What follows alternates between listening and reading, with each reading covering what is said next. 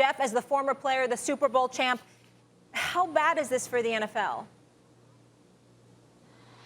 I think it's honestly expected. You hate to see it be this widespread or, right away. I mean, we go from, maybe not having one player, but to have to shut it down until Saturday. But I'm glad that they're going, the lengths that they're going to try to protect the guys.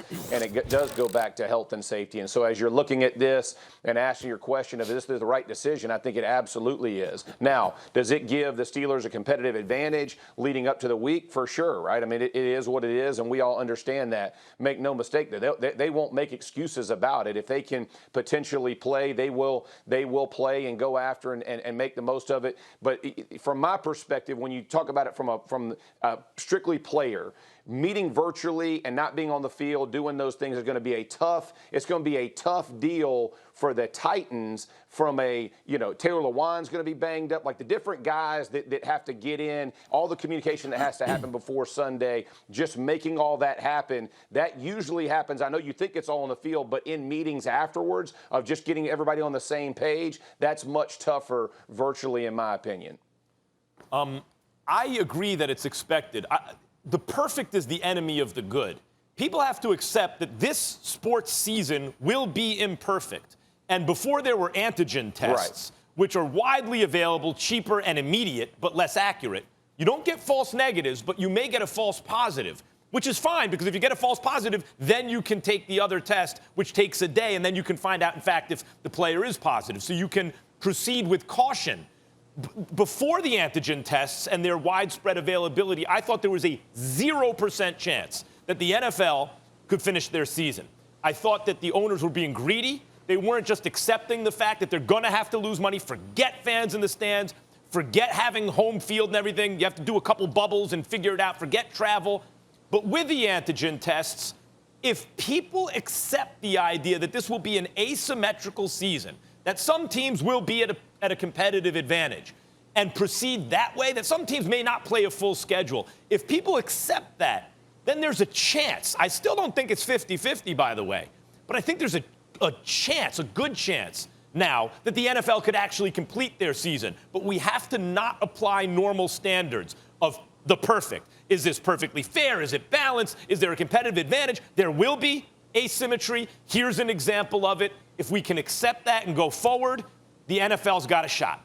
I have been of this position from day one. I believe there's a 99% chance that the National Football League season gets completed. Barring government and federal intervention, this season is started and it's going to finish. These owners are not going to have it any other way. Now, you do make a very, very valid point, Max, about antigen testing and obviously how that's facilitated things moving forward. I get that. But let's get down to the mere nuts and bolts of this. You got 53 dudes on a roster with a litany of coaches, okay? 3 players and 5 coaches. So as a result, because of that, this, stuff has been halted. You can't show up until Saturday. It gives us time to test everybody else to make sure that nobody else is positive. In the eyes of football coaches and football teams, especially owners, well, hell, we got 5 guys injured on the injury report per week. What do we care? And they're going to move forward. Now, there clearly could be a potential postponement. We understand that something like that can happen down the line. And I do think it's incredibly important, Max, exactly what you're talking about in terms of people accepting what the circumstances are. That's incredibly important. But guess what? We've already been trained by everybody else. The NBA season was postponed. There had to be adjustments made. The National Hockey League just crowned a champion last night. They were in a bubble. You have Major League Baseball. Their postseason is about to begin. And we know what happened to the Marlins and the St. Louis Cardinals once play had initially started.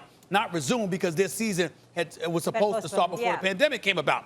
So if you've got all of that going on, we have to understand this very important point when it comes to football. The absence or the omission of players due to illness or injury is literally an every week occurrence in this sport. But they can still practice. They can't even practice. In this case, it's contagious. Week. The real issue is it's exactly. So the test, don't get me wrong, again, because I understand your point in terms of the right information needs to be put out there. We need to emphasize it right there. I'm not disagreeing with any of that. All I'm saying is that to football people, They're like, excuse me, 3 players tested positive? Jeff. 5 But coaches? here, I have a That's 8 question. people. We're just fine. But to Jeff, to your point, for example, when you say, okay, the Steelers have a competitive advantage, obviously, because the Titans will not be in the building till Saturday in preparation of the game. But if we're talking about they can't play the game, and now teams aren't playing a full 16, one's playing 13, one is playing. How do you do that in terms of the playoffs? How do you make it fair at all? Yeah, I mean, I think going in, they all understood the risk of this happening, right? If a team can't play, or if one team has a number of players who test positive and they can't get enough guys to actually perform and play, I'm with Stephen A. They're going to find a way. I mean, whoever they have to suit up, bringing up practice squads, I mean, they kind of manipulated their rosters and their availability for rosters pretty well, where they can bring guys in. I would find it hard to believe that these teams don't continue to play. Again, you may sit out a large portion. The worst case scenario, Molly, would be a certain position group, right? So if it was all offensive linemen, if it's all your receivers, right, all your defensive, now you're talking about having to completely replace. But other than that, to Stephen A's point, you always have a litany of guys getting banged up, not being able to play. Somebody has to step in. I mean, the next man up mentality has been ingrained in every football player since Pee Wee League. So guys understand it might be somebody else's, opportunity to shine, and that's what it looks like. But guys, listen, when they signed up for this, they understood the risk. They understood, and so I don't think you'll hear any complaints. And I also feel like, and to Stephen A's point about how many things we've watched, even college football, where half the conferences didn't even start at the same time. We're going to find a way. The appreciation for the game and the desire to watch the game, I think, is so great that people will set aside and say, hey, it's just all part of it, right? It's not fun. We don't like it, but we can move on and play. And I think that's what ultimately the players are thinking. Thanks for watching ESPN on YouTube. For live streaming sports and premium content, subscribe to ESPN+.